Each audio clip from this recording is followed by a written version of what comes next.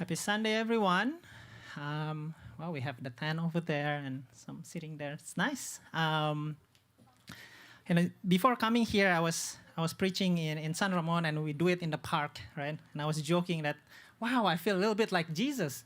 Jesus. If you read the Bible, he preached by the lake, in the mountain. I'm like, this morning I was preaching in the park. I'm like, oh wow, so this is what it feels like, to preach in the public places. But anyway, I'm glad that you all can come. I'm glad that we can, be here. And this Sunday, I'm going to continue on our series called the Spiritual Nourishment. I think last week, Pastor Sugi quoted this verse right from the Gospel of Matthew, which says, "Man shall not live on bread alone, but on every word that comes from the mouth of God." Right? And I think that is kind of setting the context for us, right? Man should not live on bread alone, but on every word that comes from the mouth of God.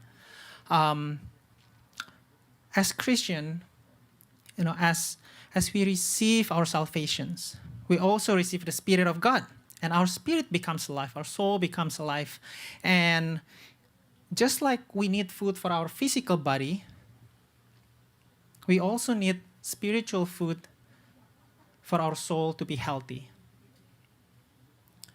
I guess can someone help me with the slides? I cannot see anything. So I can click, but I can't see what's there. But anyway, so let me just do a recap again, right? So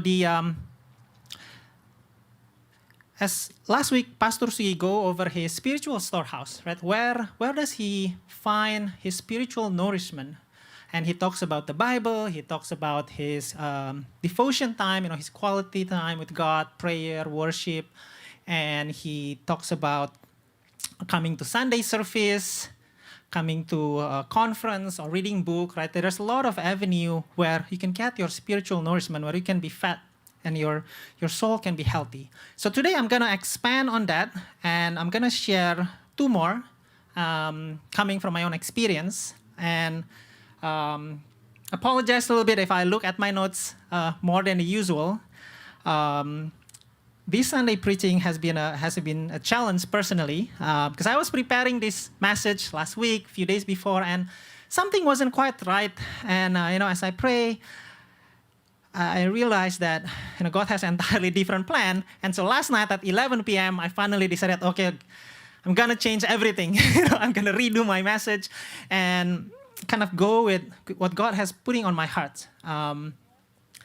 And I wish I did that earlier, since Friday, Saturday, I kind of know, I think there's something wrong, but I thought it's, maybe my content is not polished, maybe there's additional thing that I need to add, or maybe, more pictures or whatnot. But then I think the more I pray about it, I realize that God has a different message that he wants to speak through me, and eventually, I submit to him. I guess the first lesson is if God speaks to you, just do it earlier. But anyway, I hope I can share this. Again, a lot of it are going to be a little testimony from me. I hope my sharing, my experience can encourage you and build you up and help you to see how you can grow spiritually, how you can get this spiritual nourishment. The first thing of where I can get my food, where I can get my spiritual nourishment, is my local church. I'm standing here, preaching, sharing with you, and kind of be where I am here, of course, because the grace of God. But also looking back, for the past 10, 11 years, I realize I am where I am now. It's because of the people in this church that has invested their time, their energy, and everything to me. I remember back then when I started coming to this church, I just finished school. I grew up in Catholic family. I went to Catholic school. I kind of know about Jesus, to some degree. You've memorized things because back in Indonesia, you have religion class, right? So you learn about it. So coming here, I kind of know in my memory a lot about these things, but then it wasn't I would consider myself as a baby Christian because I know about it. I kind of sort of believe, but I never really had that personal commitment or kind of the conviction that God is really there, that God is for me. And it is, by coming to this church, coming to Sunday service, start ministering and, to some degree having dinner, having meals, having a lot of conversations with, a lot of the leaders at the church at the time, Pastor Sugi, Pastor Jeffrey, and, a few other people that I learn more about God. I learn from their life. I learn from their experience of what it means to be a Christian. And they care for me and they feed me with, not just with real physical food. If you know Chia Nian, I've been fed by Chia Nian a lot these past years. But not just the physical food, not just the chicken or all these things that she cooked, but also all her wisdom. When I went to Pastor Sugi's house and we talked, back when I was still, before marriage, after marriage with kids, with Pastor Jeffrey and a lot of other people here, that's, I feel like, how I get my spiritual nourishment. Their wisdom and their prayer for me is what strengthened me, is what feed my soul and help me to be where I am right now. They console me, they strengthen me when I'm weak, and they also challenge me. They challenge me when I'm complacent. They correct me when I make mistakes. And I guess what I want to share today is, with COVID, with the pandemic, a lot of the things moves online, right? And you might be maybe hearing preaching from some other pastor, some other church. You might be, worshiping, following some other, Christian band or other church. But I think for me, there's always that special place in my heart that, the local church provide for me. Because they know me. They know me personally. They know my struggle. They know my challenge. They know my mistakes.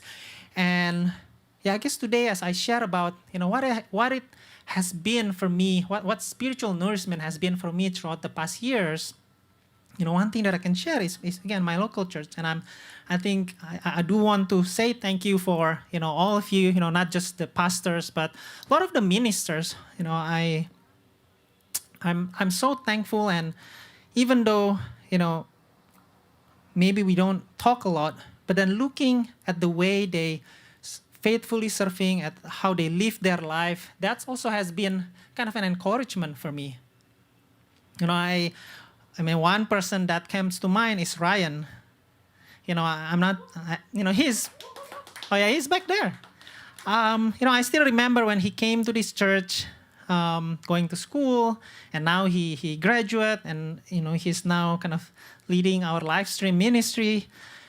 And I might not talk a lot with him, but I'm certainly moved by his faithfulness, and he's just doing his work and serving everyone, behind the scene, day by day. And, this kind of thing that you'll never get outside of that local church. Like, there's just people influencing one another in a godly way. And I think through words or through their actions, that has been strengthening me and give me that, also that strength to continue on.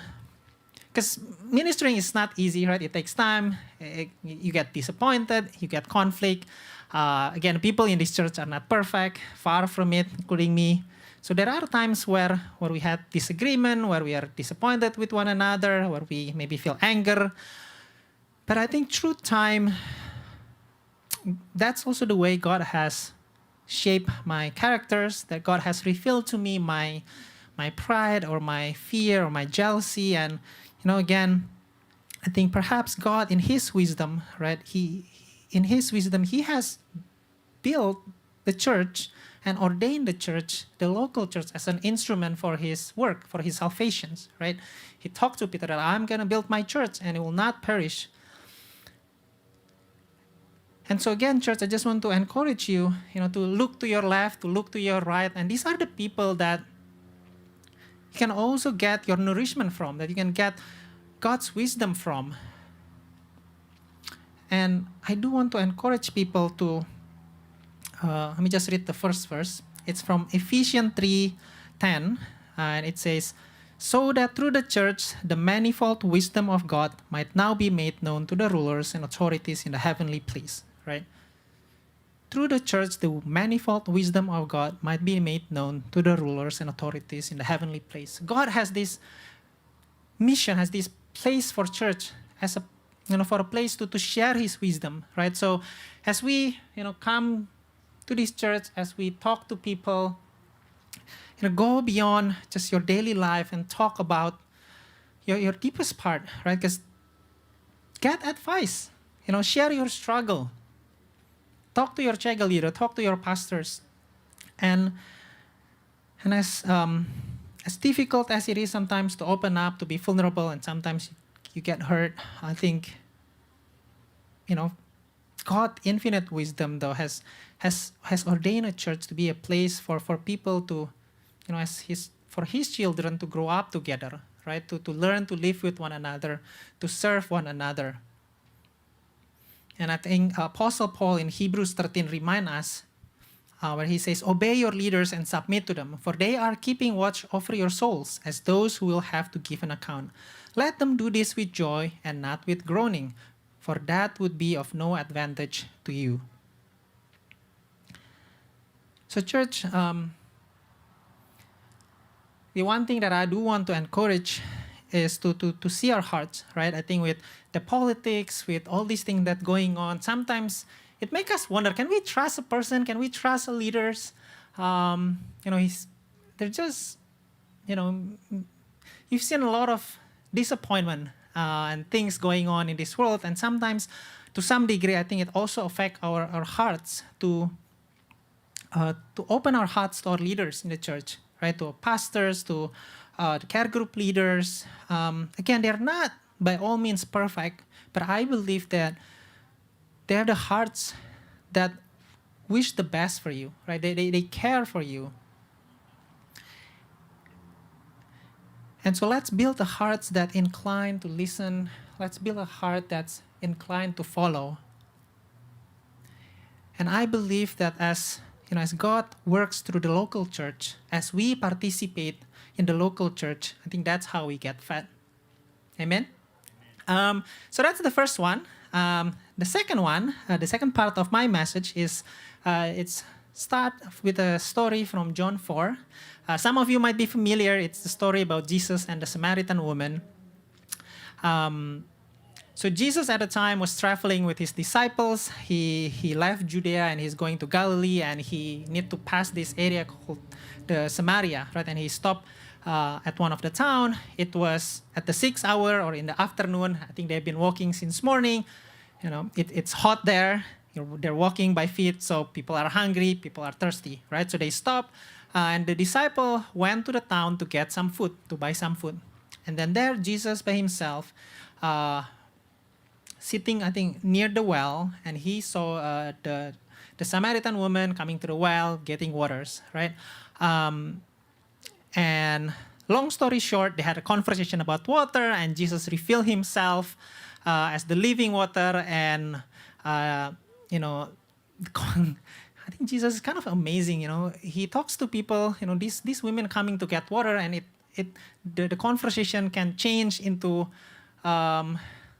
completely different thing. Right? Jesus starts challenging this woman about the husband, the man he's been seeing, and how this woman is trying to fulfill his deepest need through men, right? And that's why he had 5 husbands before, and now he's living with the 6 man who is not even her husband, and how Jesus confront that at the same time, showing himself as the true living water that can fulfill that thirst, right?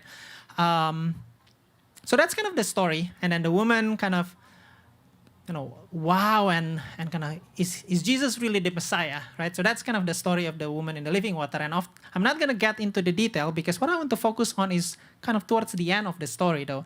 So at the end of the story, the Samaritan woman go back to the town. The disciples come back from the town, right? Because the disciples was buying food. So the disciples saw these women, and they're like, oh, what is this woman doing? And then the women go, and then the disciples finally come to Jesus and offer Jesus the food, right? So let me read the verse. Meanwhile, the disciples were urging him, saying, "Rabbi, eat." But Jesus said to them, "I have food. I have food to eat that you do not know about." So the disciples said to one another, "Has anyone brought him something to eat?" And Jesus said to him, "My food is to do the will of him who sent me and to accomplish his work." Again, Jesus said to them, "My food is to do the will of him who sent me and to accomplish his work." I've read this story multiple times, right? And I think in one of the, or few of the Sunday service, I think we've talked about the women at the well and, go into it, but never have I really paid attention towards the end, right? Where but this saying that my food is to do the will of him who sent me and to accomplish his work. Again, the situation at the time is Jesus and the disciple has been walking all day long. They are hungry, they are thirsty. The disciple went for food. Jesus had a conversations with this woman, and then the disciples finally back. And when the disciple offering food, instead of like, "Oh, thanks for the food, let's eat," right? I mean, if you've been walking for a few hours and it's hot, I'm sure, when the food comes, you'll be like so excited to eat. But instead, Jesus is not eating it and saying to his disciple that, "Hey, you know what? I have this food that you know nothing about." And of course, the disciple was baffled, right? And that's why they were saying to one another, "Has anyone brought him something to eat?" They're confused. Maybe his hunger has affected his head, right? Like, what is this guy saying?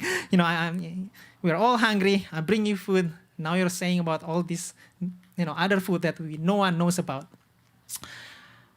But still, in the context of our series, right, spiritual nourishment, this verse really kind of becomes alive, right?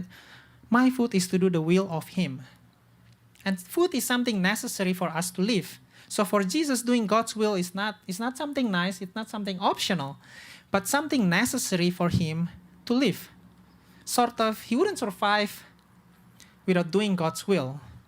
And from doing God's will, he would get fulfillment that not even food can compare. So just think about it. When I was reading that, I don't know, for me, it's hard to accept. Let's just put it that way. Because oftentimes when we do God's works, when we minister, or we serve other people, when we go on mission trip, it doesn't seem that we are getting food. It often feels that the opposite. It often feels that we are being poured out, that we are giving out, and we're not getting in. And yet, in here, Jesus is saying that, no, in doing God's will, that's where I get my nourishment. That's where I get filled. That's how I continue living. And so I think that is a challenge for us, and a kind of it's prompted me to change my mindset over, for my ministry, over how I do things for God. And then, again, last night as I was pondering about this, as I was praying about it, it kind of dawned on me that it is, as I look back at my ministers, going back to DVC, I saw Jogo here now already graduating and getting a job, right? And a few other people, congrats.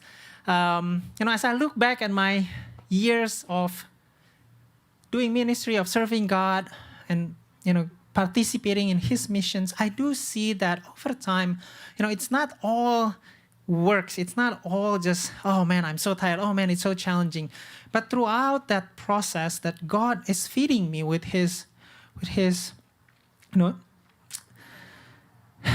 spiritual food that's sustaining me, that making me stronger, that makes my faith grows. Of course, seeing the result of your ministry, you see people being baptized, you see people's life being changed, or you see miracles happen. That gives, just food for you, right? That gives kind of encouragement for you. But even more so, as I look deeper, the moment, the period when I was joyfully serving was the moment where I have my dependence on God when I do my my work, when I do my ministry. When I, for example, when I start preaching, you know, again, I don't. When I come to this church, I don't just start preaching. I start from cleaning up trash and greeting people as usher, right? But as I move and kind of grow in my journey and being challenged to participate more and to give more, and I see how as I being challenged, I'm forced to some degree to rely on God more. I'm forced to really give control to Him. And in doing so, I remember I was praying and worshiping, and in all those activities, as I am doing His missions, as I am, doing summer mission at a time, it is during that difficult moment that makes me close to Him and makes me seek Him and rely on Him. And during that moment that God is feeding me, that God is strengthening me, that God is giving me that confidence and that energy and that excitement to serve Him. And there's many experience where it just like, wait, it doesn't make sense, right? I remember there's one time where I was going, meeting this friend from a care group, and then I was driving her back, not from care group, it's from a different retreat. I was driving her back, and then as I was driving, God just speak to me like, oh, pray for her for this issue. And of course, this is someone that at the time I was barely know, like it's gonna be weird, it's like, what is this, what is God asking me to do? I barely know her, and then God is asking me to pray for her in a very specific aspect of her life that I don't even know about. And I was struggling with it throughout my drive back. So I think we had dinner in San Mateo with a group of friends, and I'm driving her back to San Francisco. I was struggling, but at the end, when I decided to pray for her and pray for that specific thing that God put in my heart, it turns out to be something that she's so struggling for the past weeks, for the kind of things that happen in her life that's so kind of affecting her life, and she's been praying for it. And it was just so a surprise for her, because this guy, me, who just barely know her and doesn't even know a lot about her life, can talk about it, right?